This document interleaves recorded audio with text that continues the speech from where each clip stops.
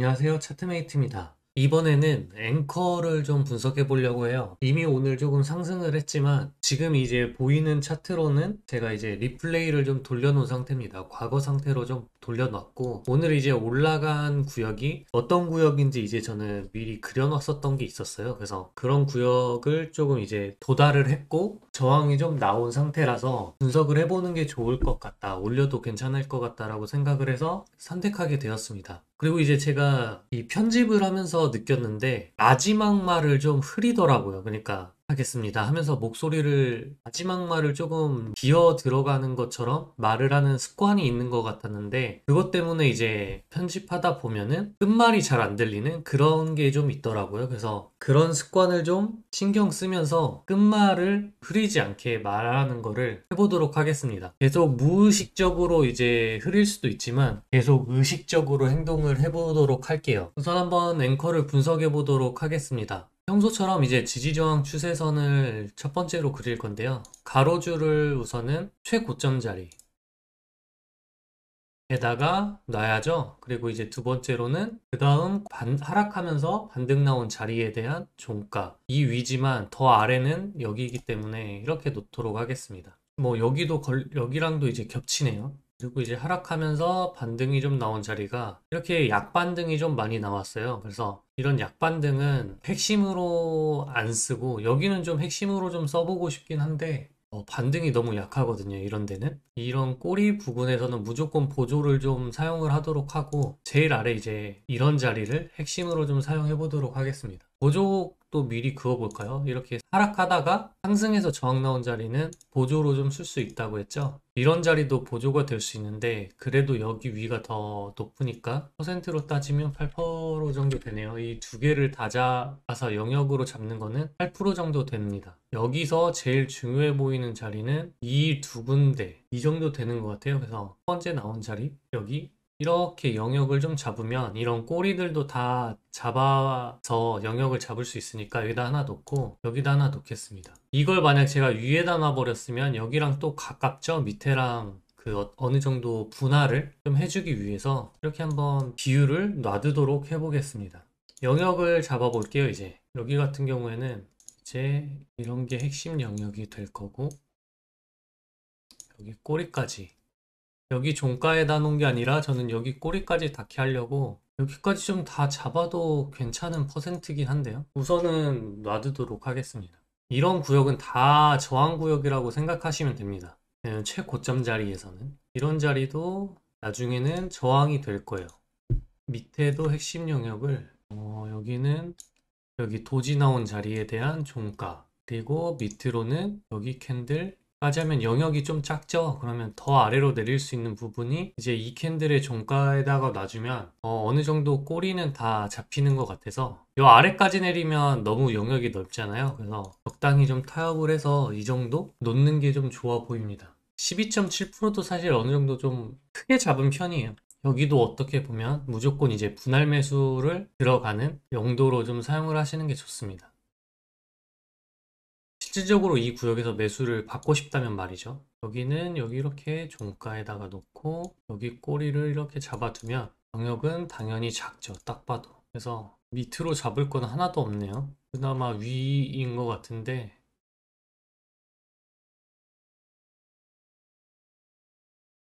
이건 뭐 퍼센트가 크게 의미 없는 것 같습니다. 나중에 가더라도 한 이 정도 꼬리 잡아서 그냥 구색은 맞춰 놓을게요. 지금이 11월 달 정도 되니까 이렇게 늘려보도록 하겠습니다. 보조 영역에서는 크게 세심하게 그릴 필요가 없어요. 어차피 그 구역에서 분할 익절을 하는 그런 자리로 사용을 할 거니까 이런 자리는 여기 고점들 있죠? 이제 상승하다가 저항 나온 자리는 앞으로 여기가 이제 올라가서 지지받을 구역으로 이제 새로운 국면에서 사용되는 구간이니까 나중엔 여기가 핵심 지저로 바뀌죠? 이 구역을 가지고 하락하는 걸 이제 잡으려고 할 때는 여기가 이제 핵심 지저로 바뀌니까 이런 자리를 그냥 보조로 미리 딱 잡아놔주면 될 것 같습니다. 이 아래 것까지 딱 해서 종가 잡고 위로는 여기 도지가 많네요. 영역을 좀 크게 잡으면 여기까지도 잡아도 되는데 보조를 여기도 잡는다라고 하면은 여기는 위가 이제 보이니까 이렇게 잡으면 영역이 너무 크고 여기 도지같이 생긴 거에 여기 그냥 이대로 두겠습니다. 그게 중요하지 않아요. 여기는 뭐 영역 잡기보다는 그냥 두도록 하겠습니다. 그리고 이제 추세선을 좀 그어보도록 할게요. 상단 저항 추세선은 추세줄을 사용해서 고점이랑 고점을 연결하면 됩니다. 이렇게 이제 저항선이 될 가능성이 크죠. 그리고 이제 여기서 여기 이런 거는 또 저항선이 될 가능성이 크고요. 여기를 이제 뚫고 지나갈 때 좀 새로운 상승 국면이 생길 수 있다라고 볼 수 있습니다. 여기 같은 경우에는 여기 저점이랑 그 다음 저점을 연결하는 건 위에서 사용했던 방법이랑 똑같죠? 아래일 뿐이죠. 그러면 이거는 서포트 트렌드 라인으로 잡아주고 이거는 하나의 채널을 잡을 수가 있겠네요. 이제 패러럴 채널을 이용해서 이 서포트 라인을 찍었던 데 똑같이 찍고 마지막 세 번째 포인트는 이 기간에서 가장 고점 자리였던 여기 확대해서 보여드릴게요. 이 구간에서 가장 고점인 자리는 여기죠. 그래서 여기를 이렇게 연결하시면 됩니다. 그리고 이렇게 좀 뚫렸었죠. 이런 뚫렸던 자리까지 이제 이력이 있으니까 이거는 2배로 늘리시면 돼요. 채널을 정확하게 맞출 순 없지만 이 정도 되는 것 같습니다. 이러한 상승 채널도 가지고 있네요. 앵커는 좀 복잡해 보이시나요? 그래서 이 정도면 진짜 최소한의 선, 지금 이제 날봉 핵심 지저 이런 걸 좀 많이 그려놔서 복잡해 보이는데 이 정도는 최소의 선인 것 같습니다. 그리고 이제 피보나치까지 한번 해볼까요? 이게 새로운 파동이라고 생각을 했을 때 여기가 0값, 그 다음에 고점은 여기겠죠? 1값, 그리고 2값 이라고 계산을 해보면 1에서도 한번 저항은 나왔고 이 1을 뚫고 올라갔으면 1.618까지 갈 가능성이 크죠. 그러면 이제 1.618을 켜줍니다. 1.618도 도달은 했네요. 이제 여기서 이 이후에 지금 차트가 어떻게 생겼는지 모르니까 1.618에서 3파동이 끝날지 그럼 이제 조정이 와야 되는데 우선 한번 조정은 눌렸어요. 눌렸고 여기서 만약 밑으로 더 빠진다라고 하면 저는 이렇게 잡아볼 것 같아요. 여기서 이제 더 빠진다라고 이제 가정을 했다라고 하면은 보조 지표를 봤을 때도 아직은 빠진다라고 했을 때 이런 식으로 잡겠죠. 첫 번째로 눌렸던 자리에서 1값까지 우선 떨어진다. 그때 시절로 돌아가서의 만약에 이런 장면을 봤다라고 하면은 어떻게 이제 관점을 잡는지 설명을 드리려고 하는 거예요. 정말 약조정이 나오면 이 1값까지 떨어질 거고 만약에 이게 깊게 떨어진다 3파동으로 1.618이 끝나고 깊게 떨어진다라고 하면은 날봉 다음 보조 지저 영역인 이 구역까지도 매수 자리가 올 수도 있겠다 라고 좀 생각을 해 두시는 거죠. 근데 만약에 1.618이 이런 1값 조정도 안 받고 올라간다 더 이제 상승의 힘이 강하다라고 했을 때는 이제 3파동 값이 1.618만 있는 건 아니에요. 2.618도 있고 그렇지만 그 다음으로 생각해야 될 거는 한 2값 정도 됩니다. 그리고 이제 이 이후로 2.618도 켜두게 되는 거고 미리 그리고 3하고 3.272를 켜두게 돼요. 왜냐면 이 값에서 만약 저항을 받고 내려온다라고 하면은 다음 목표 구간은 5파동의 목표값이 3하고 3.272가 돼요. 2.618을 도달하면 이제 3.618이나 4.618을 이제 기대해야 하게 되는 거고 그런 수치값들이 있기 때문에 이거는 천천히 이제 배우시면 될 겁니다. 나중에. 그래서 이렇게 미리 켜두는 거예요. 그래서 예상을 하는 거죠. 설명할 게 좀 많아지는데 이렇게 2파동이 나오고 3파동이 이제 여기서 끝난다. 3파동 값이 여기다 하면은 1값 조정 여기서 깊게 왔으니까 1값에서 조정이 오면 5파동 값이 2에서 2.272가 나오죠. 여기 보시면 제가 여기다 2값에다 놓거든요. 여기가 2값이에요. 지금 이 빨간 줄 핵심선이 2값인데 이 2에서 2.27이면 한 이 정도 될 거거든요. 5파동 값의 목표 값은 이 구역이 됩니다. 어떻게 보면 날봉 핵심 지저 영역까지는 가져갈 수 있겠다라는 생각을 좀 할 수 있죠. 근데 두 번째 방안 이게 이제 3파동이 여기 값이 아니면 또 하나의 파동을 그려볼게요. 2파동까지는 똑같고 3파동 값이 이제 2값, 2값이고 그러면 조정이 어디서 올지는 모르겠어요. 어디에서 올지는 모르겠지만 보통 이런 2값에서 조정을 받으면 이런 1값까지 내려오는 경우도 많거든요. 깊게. 여기서 원래 1.618도 1값까지도 내려가는 경우도 있어서 아까 깊게 1.618 빠지면 그 1값도 더 밑으로 빠져서 0.618 부근까지 가죠. 그래서 비슷하게 1값으로 좀 조정이 온다라고 하면 5파동 값은 3에서 3.272 이 구역까지 도달할 수 있다. 라고 좀 보시면 됩니다. 그러면 단기적으로 매수 구역은 이렇게 그려두겠죠. 이 일값에서 매수를 받는다든지 아니면 여기서 매수를 받는다든지 이렇게 작게 작게 그려놔야 되거든요. 근데 결국에 사값이 여기까지 온다 그러면 뭐 이런 구역이 되겠죠. 그러면 매도 구역은 이 날봉 핵심 지저 영역이랑 겹치는 2.272 값이 있을 거예요. 그 구역에다가 이렇게 매도 저항을 또 놔주고 여기 거에 대한 매도 저항 값은 3에서 3.272. 이 정도 되겠네요. 이렇게 예상 시나리오를 밑으로 아래든지 위로 가든지 포지션을 어떻게든 잡을 수 있게끔 이렇게 분석을 해놓는 게 맞습니다. 항상 올라간다라고만 생각을 하시면 안 돼요. 여기서 이제 더 떨어지면 1.618이 아니라 5파동으로 떨어지면 더 떨어지죠. 그러면 이 일값 보다도 더 떨어지기 때문에 이거는 3파동으로 끝나고 4, 5파동은 안 생긴다. 이거는 하락파동의 단순 이제 조정이고 더 아래로 빠진다라고 좀 볼 가능성이 크겠죠. 이렇게 좀 분석을 하시면 됩니다. 우선 저는 가격표를 좀 쓰고 다시 돌아올게요. 저번에도 이제 말씀을 드렸습니다만 결국에 파동으로 하든 핵심 지저 영역으로 하든 거의 목표값은 같습니다.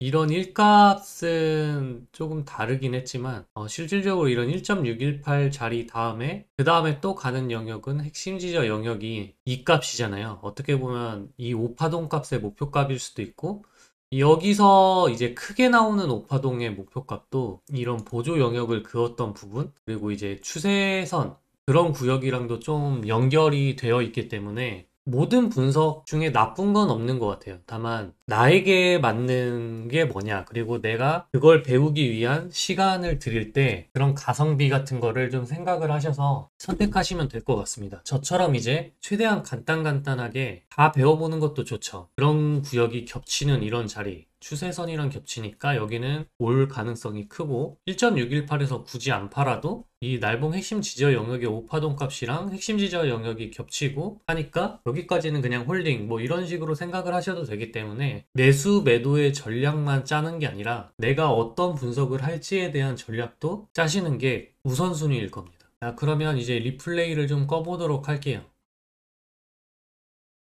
현재 아까 거기서 이어서 좀 설명을 해볼게요. 여기까지 있었을 거예요. 그래서 아까 여기서 이제 1값까지는 안 내려갔죠, 바로. 2값까지 우선 올라간 다음에 저항이 나왔습니다. 그러고 매수 지지받을 수 있는 구역 중에 하나였던 여기는 근데 아까 1값에 대한 지지 구역이죠. 그러면 이 관점은 좀 사라진 거예요. 여기 쬐까만 글씨 썼던 거는 지우도록 하겠습니다. 여기 관점은 사라졌어요. 왜냐면 올라갔기 때문에. 그러면 이제 이 구역이죠. 여기서 이제 떨어진 것도 한번 피보나치가 잘 맞아 떨어지는지 한번 볼까요? 이렇게 해서 이거는 1값까지는 가지 않았지만 이런 0.618 그런 구역이네요.